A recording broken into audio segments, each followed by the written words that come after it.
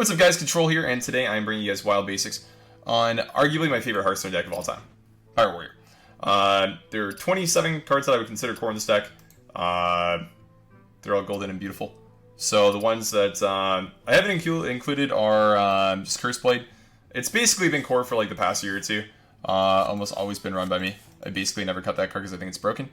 And Silence cards, which I still think are good, but it's up in the air which ones I want to run. So we'll talk about that a little bit later. But here were the ones we were previously running. Shieldbreaker. One of the only new cards from Wrestling Rumble that Pirate Warrior has added in a long time. Basically what this deck looks to do is, well, play Pirates. That's pretty obvious, right? Plays a lot of Pirates. Specifically, the good ones are like the really early game oriented ones. Like Nazos First Mate is probably one of the most broken ones on the deck.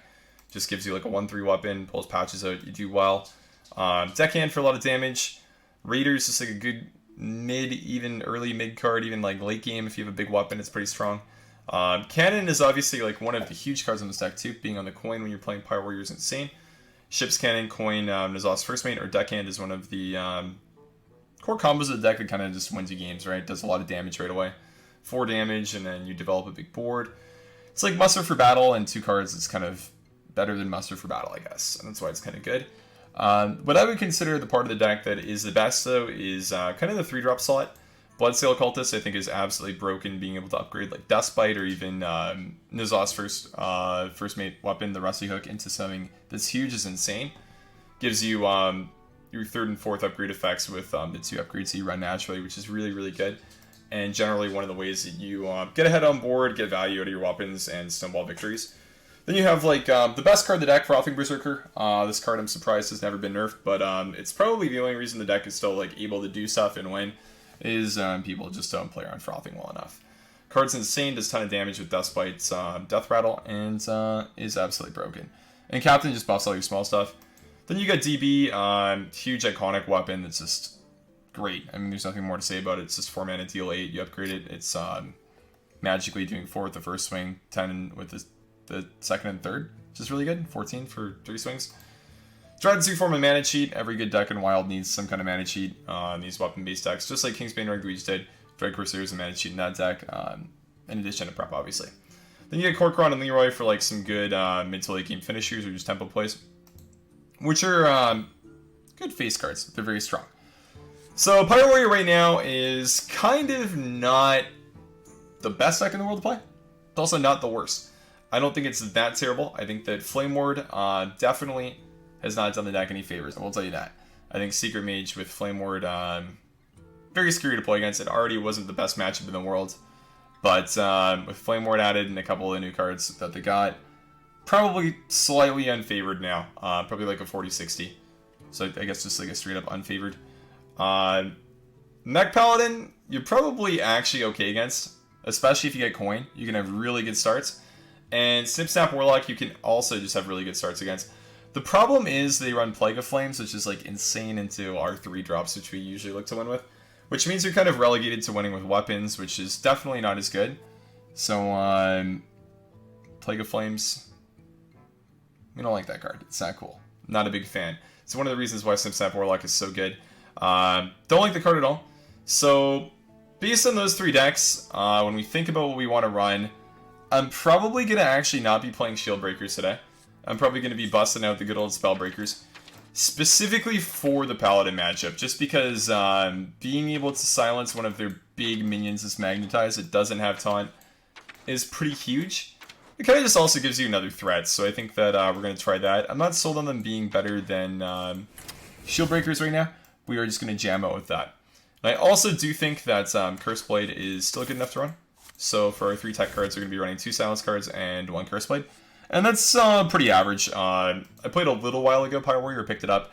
What I did was I actually ran 1 Shield Breaker and 1 actually Arcanite Reaper. I needed a little bit more gas, and we might actually decide that that's right instead of one of the Spell Breakers today. But for now, this is what we're jamming with. 27 core cards, and that's kind of what we're looking at. And yeah, basics. I'm going to be going over my plays in depth. I usually don't do that when I play Pirate Warrior, but I'll walk you guys through what I'm doing and why I'm doing it. So hopefully this can be kind of educational. I know some of you guys found my channel when I used to play Pirate Warrior a lot and are still interested in the deck, so hopefully you guys I get the 1 damage anyways. So it wasn't a misplay. Shaman, Dread, Frothing. So you'd want to coin the DB if we're going to keep DB. It's a little bit weird, but against like these slower decks, keeping Dust Bites is just a lot better than not keeping anything, especially with Frothing in hand. And I think as we have that, we're going to go for the Dread. Finley's really good on turn 1. Because you can get away with just like Finley and then using Hero Power. It's actually like a really nice draw that we picked up at 1-drop. Because you don't actually get one a lot of the time.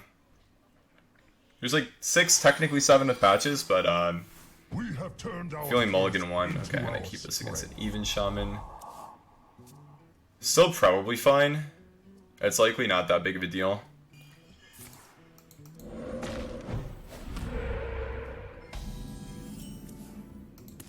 Upgrade's really good. It's kind of exactly what we're looking for. So turn 3 is like DB Dread. Ping is really good. Then our turn 4 is like Frothing Upgrade. It's kind of fine. Pause swing. Okay. And we get a cultist too. That's really insane actually. So we would ping the 1/1, just go face for 1. Push 3. We can't kill totems unfortunately, which means the taunt totem's going to be pretty annoying, especially if he gets it here. It's usually like a 2-drop on curve though, but if that is the case, it's pretty frustrating. Heal's fine. This is one of the matchups where you definitely want Shield Breakers over Spell Breakers for sure though. So coin DB. I don't think I'm playing the Dread Corsair. I think we're just going to make the big weapon next turn instead of playing Frothing. We're probably off this. It's kind of interesting that you usually don't want to play Dread instantaneously.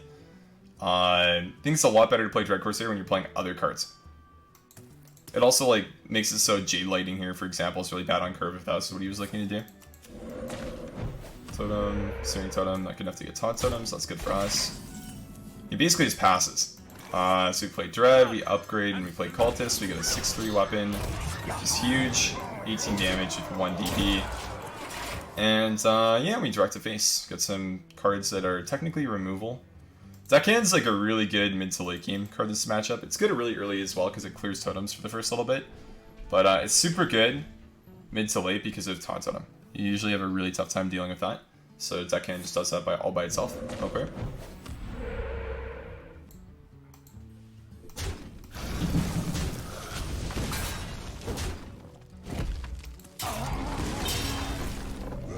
Tim Golem. From below.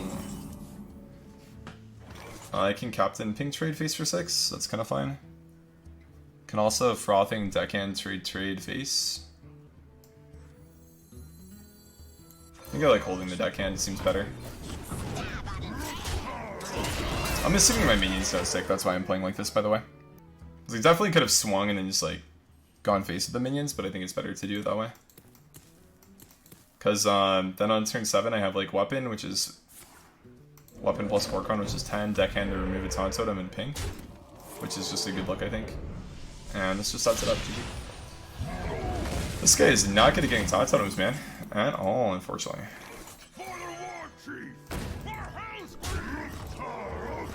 And that is how you kill him. And even Shaman. Boom. Good stuff.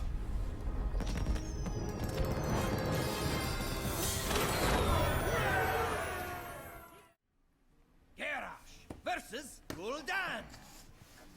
Your soul shall be mine. So probably gonna be Snip Snap. I think we still keep Cannon, no Reader though. I usually just want to go like 1, 2, 3 in this matchup is kind of ideal. So 2, 3, 4, I guess. It's probably okay.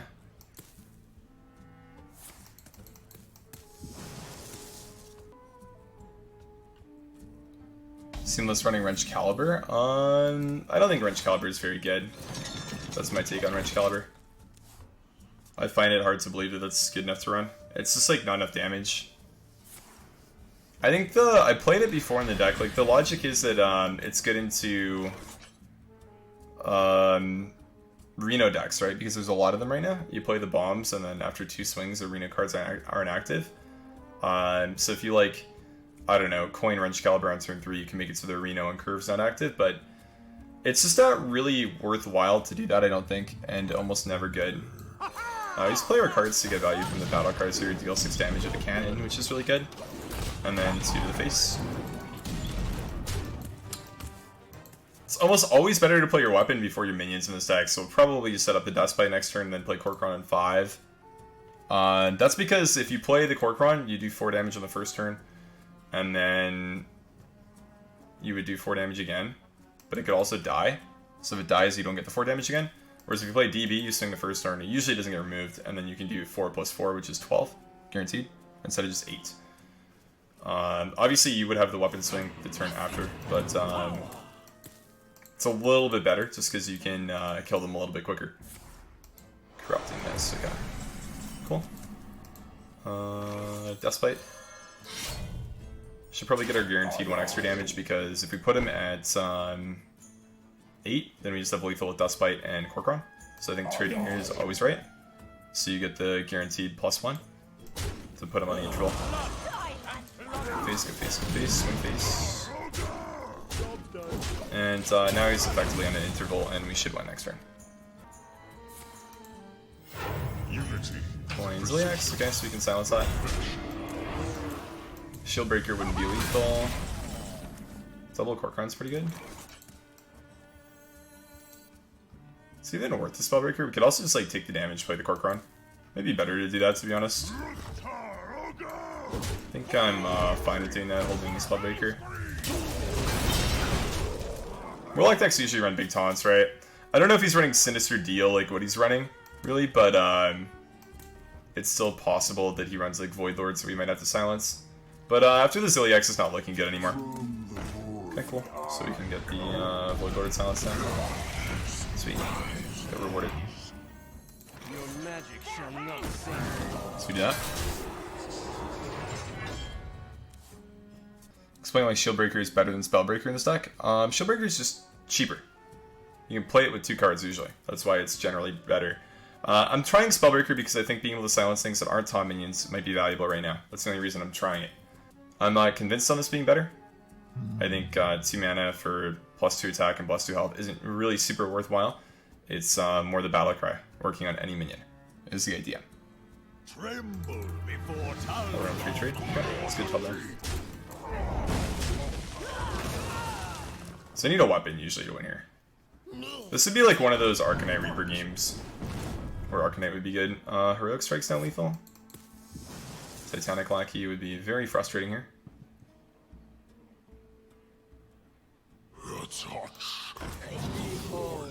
Jewels of the sound. Leroy. Probably still have played it in eye tapping. I also can't play Leroy and Spellbreaker next turn. Whereas I could play Corcoran and Spellbreaker next turn. So put him in 2. Go from there.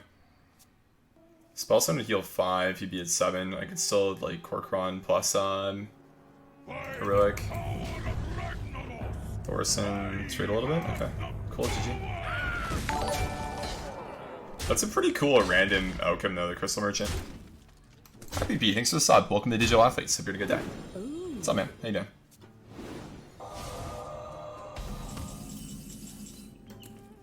Give it a great one. And let's win. Good shit.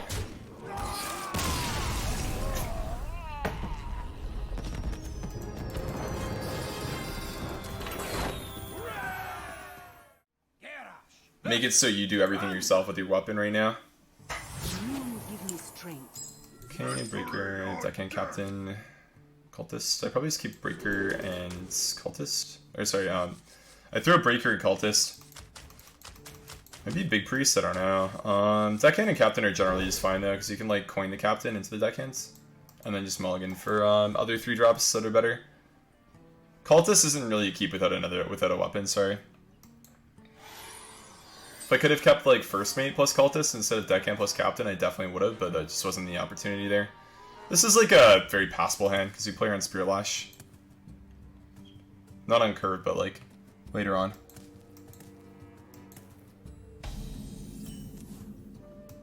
Upgrade's pretty good. Having a coin's not that great, but it's still like, having to coin the Captain, sorry, is not that great, but it's still very good to have this.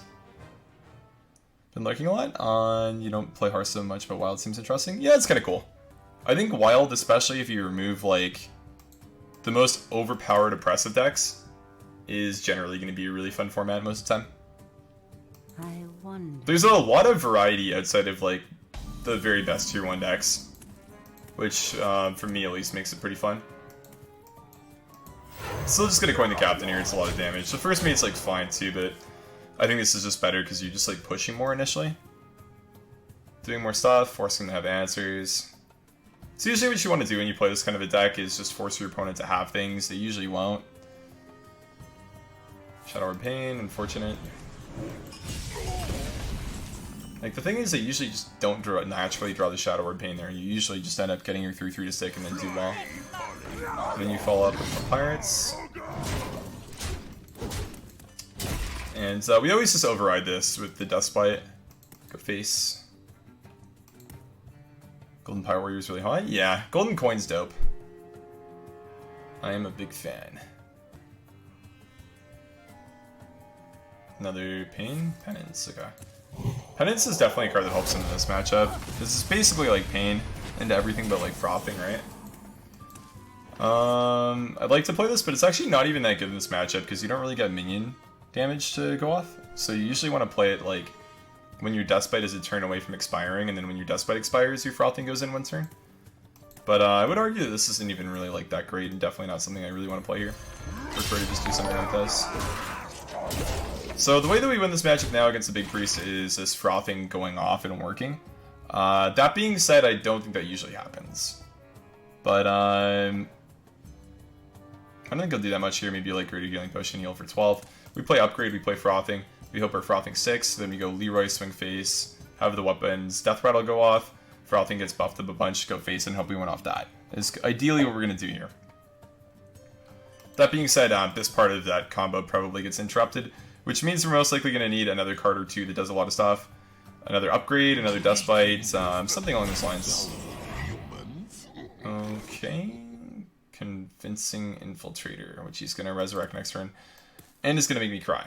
Do I ever do this? Probably not here. Probably not. Probably not the move. Probably upgrading. Probably trading once. Probably trading twice. Hope our 2-1 lives. Play this. Boom. Cool. Go. So... I mean, if he reses that, we basically just lose, right? Unless we draw Shield Breaker. Or sorry, Spellbreaker. Even if we draw Spellbreaker, it's not very good. Barnes is terrible, but okay.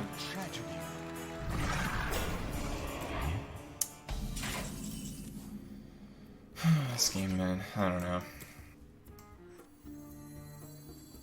So Frothing needs to live. Blood and plunder. Yeah, there's a Frothing.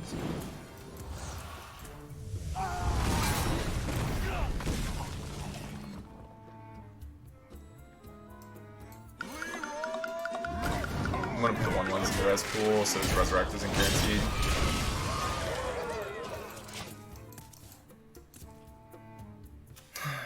Coin flip gamer, dude.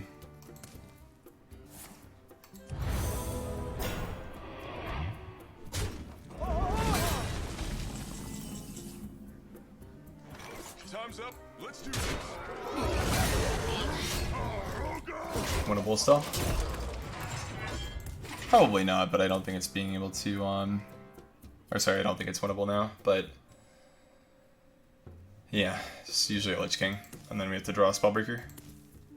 It's always one thing you can always be happy about losing to Mech Paladin about is like, you're not losing to coin flips, you're just losing to good cards. Whereas when this deck was prevalent, you just lose to coin flips. Like, cool, we win because of a coin flip. If you play Big Priest, make sure that you don't run Barnes and Convincing Infiltrator in your deck. Not a very good combo. At all.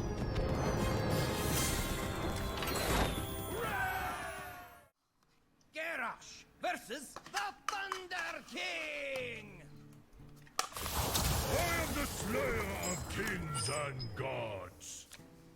Victory! Probably skip the first mate. I don't really want deckhand as well. First mate's really good by itself.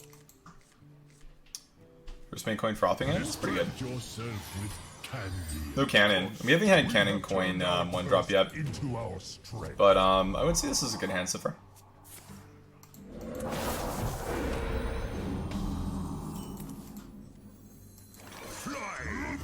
Put it on the captains and then swing face. Still probably coin the frothing. I'm thinking that's still probably the play. That's what I'm going. Where did my heroic strike go, man?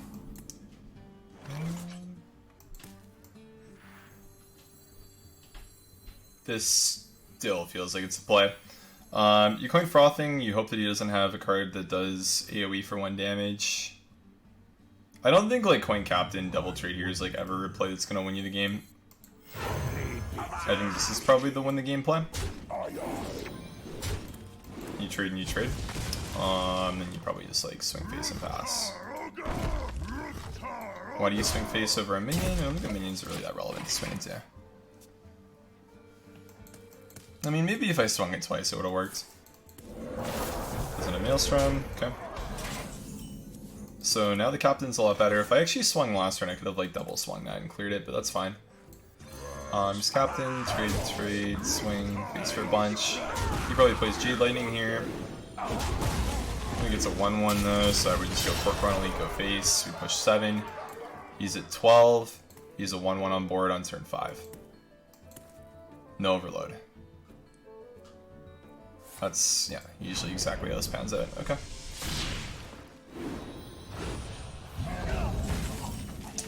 So instead we play Dustbite. This is one of the situations where you will play Dread Corsairs because you do have board and it's also buffed. And then we potentially set up lethal with Leroy. We beat Thing from below.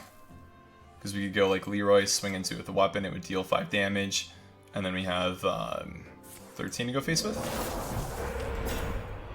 Taunt Totem we lose to though. We don't beat the Taunt Totem as well. Ligma. It's unactivated. Another captain seems good here.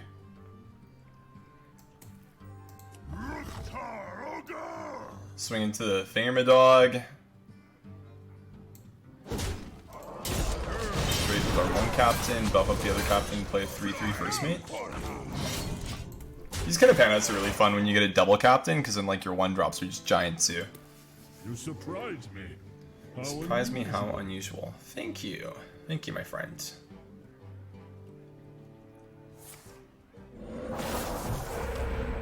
My mic. I can't put my mic volume any louder, unfortunately. Actually, maybe I can in my settings. I have a volume gate on because I have a freezer next to me. That's really loud, so I have like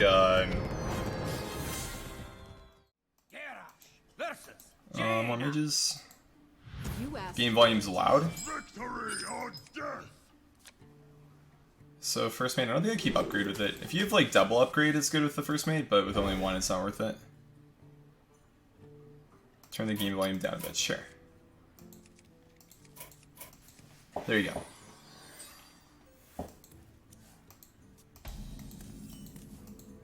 Pretty good hand too, actually. I'm not gonna swing on turn 1. I have the cultist, right? So I want to keep the weapon because it's a 2-attack weapon. You usually get away with like the 1 swing, but I prefer to just like hold it. I coin the cultist here. We don't really care about cannon anymore. Always coin the cultist when you can. It's just insane. Makes the raider better later as well, and just gives you more damage with the weapons. So it's definitely always a play. Krentor, secret. Unfortunately, we draw Dustbite, so we get punished for not swinging first, but that's fine. Do not. Not dupe, go face. Okay, probably play cannon then, get an explosive variance or something, yeah, explosive, okay. Play the cannon over the raider because I prefer to have the raider later with a 4-attack weapon in hand.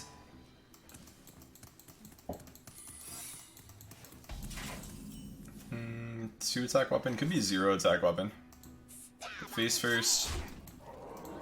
Swing. Dust bites, and I will play Dread because I have another minion on board to protect. It might just be explosive runes again. Yep, it's fine. Okay. Then you go Cork Run, then you go Raider Cork Run probably. so like we just did move. No more explosives is nice though. And we still have the 3-4 to play around Flame Ward, which is really good. Excuse me. I'll use my face. On fire. Damn, this guy's going for the noggin, man.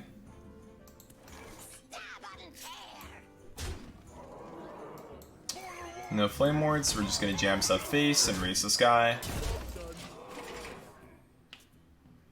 I don't usually run block. Could be counterspell, but most of the time we just have lethal with Cork Run in the weapon. It's one of actually, maybe this matchup isn't as bad as I thought it was because of the fact that they don't run Frostbolts anymore. Those are like one of the better cards in the matchup, but if they don't run them, then I mean, you're kind of just good into them, right?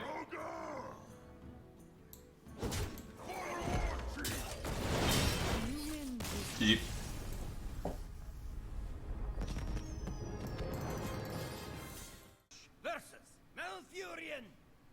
Pirate Warrior is tier playable. Victory or death. Tier good. Not even, if you queue into a Druid, it's not tier good. Just keep Dustbite against Druid. Very depressing matchup.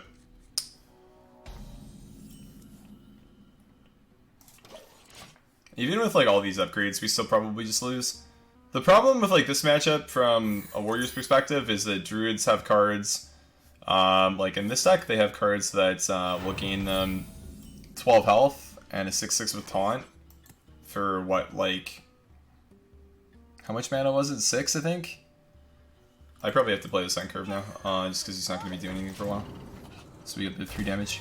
But cards like Branching Pass are just too overpowered. Ferocious Hell is too overpowered. Our deck has just been power creeped. That's literally it. It's the unfortunate state of Pirate Warrior. Has been power creeped.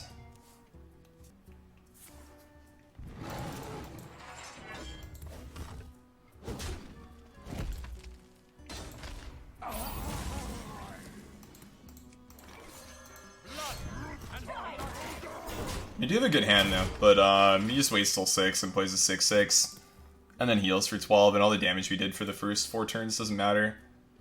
I guess first 5, right? First 5. Howl, yeah. Cool, gain 7. Basically back at 30 health. Can play the Oasis Searcher card to rush in and kill my good cards. Spellbreaker's not a bad draw here. Probably just do this, and then go face, and go face, and go face. Starfall's not that good here at least, which is really big. That's one of the good removal cards I have. But he probably surges, trades once, trades twice, so we have 5 plus 5, 10. We raise 6, 17. 17, so we're 1 off lethal.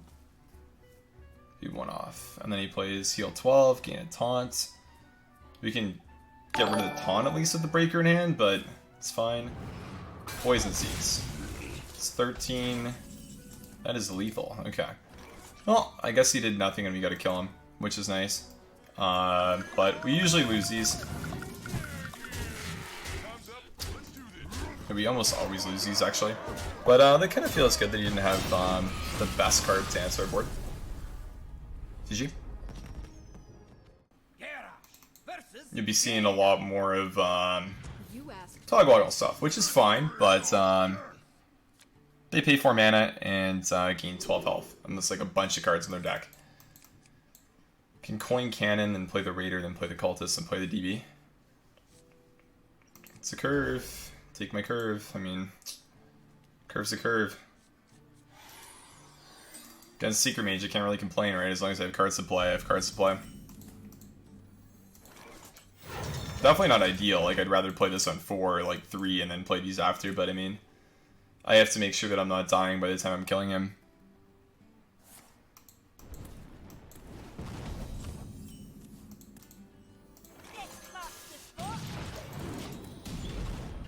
Lethal. Yes, sir. That is one of the fun things to do in the second spot. Lethal. Cheer power do you generally prefer from Finley? Warlock or Hunter a lot of the time, yeah. A good portion of the time it's Warlock or Hunter.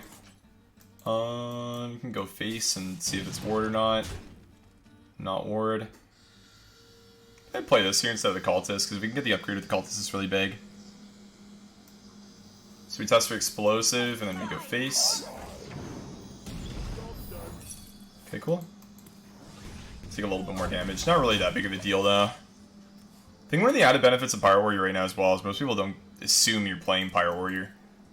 So they don't really mulligan for like their best anti-aggro cards a lot of the time. Valet is at 2-3. That is depressing, I'll tell you that. I can play both my pirates here and upgrade my weapon. I think you assume he's going to be trading into the cannon, right? They're usually a little more scared of that than the 2-3. I think our best play is still just to go face. There's not really too much to it, just go in. If we get 1 damage, we just like play the N'Zoth's first mate to test for explosive runes, and then one with Kor'kron, so we're fine.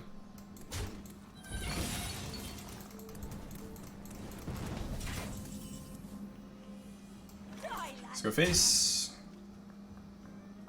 Swing. I don't assume that they run block, right? That's one of the assumptions going into this turn. Because I'm going to assume no block.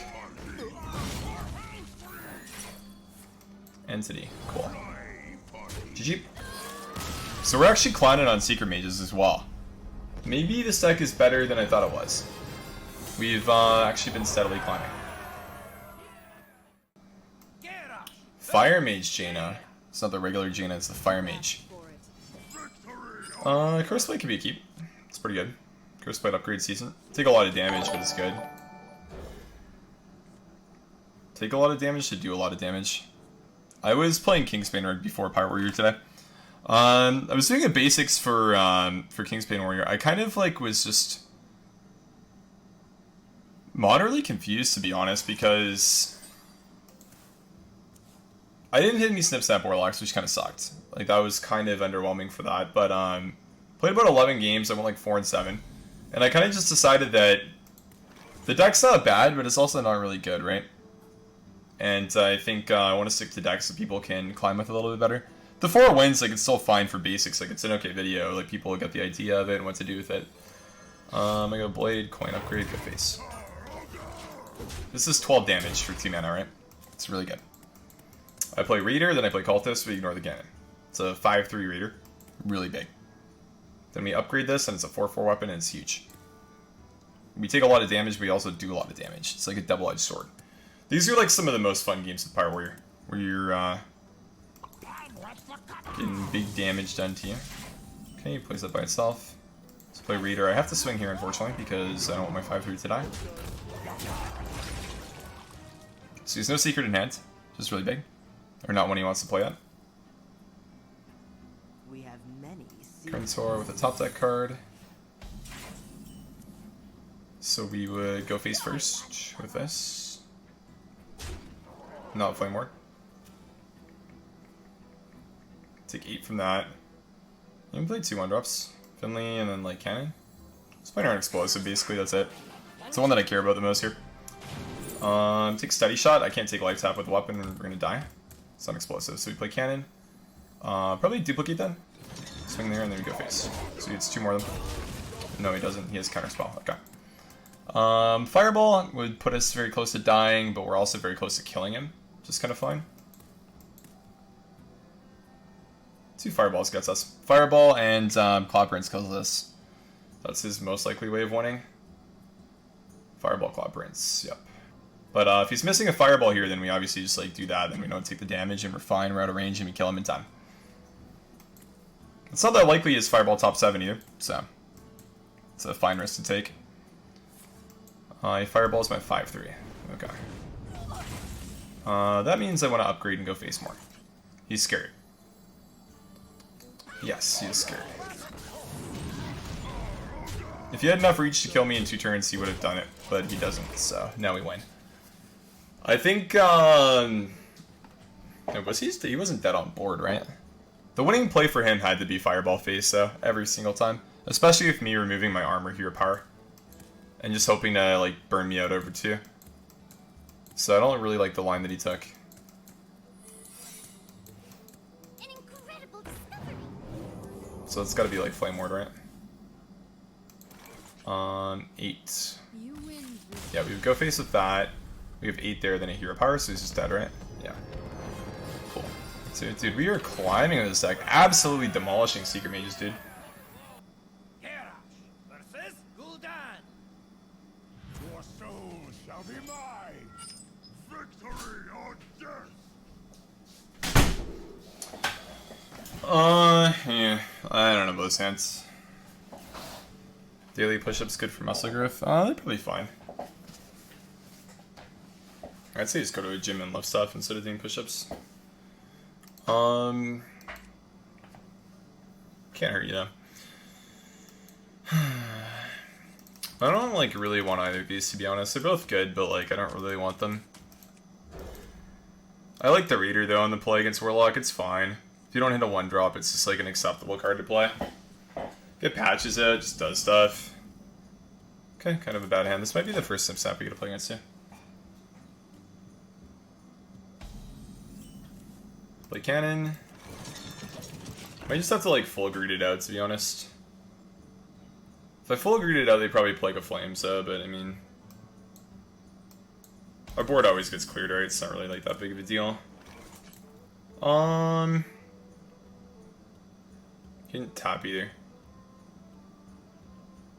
Like with this hand that we have exactly, if we're gonna be realistic about how we win here, I think I probably need to get both Raiders to get 2 cannon shots face, right? I think we're just gonna lack the damage. You can't rely on drawing a good card. I think that I probably just have to play this, go face, and then hope that he doesn't have 2 1-drops and Plague of Flames. That seems cool. Okay, we got lucky. Nice. So we go Raider, Raider. It's a lot of face damage. It's like literally 12 face damage from the cannons. And then we do 4 on top of that. So it's 16 damage in turn 4. Absolutely ridiculous. Is it 12 now?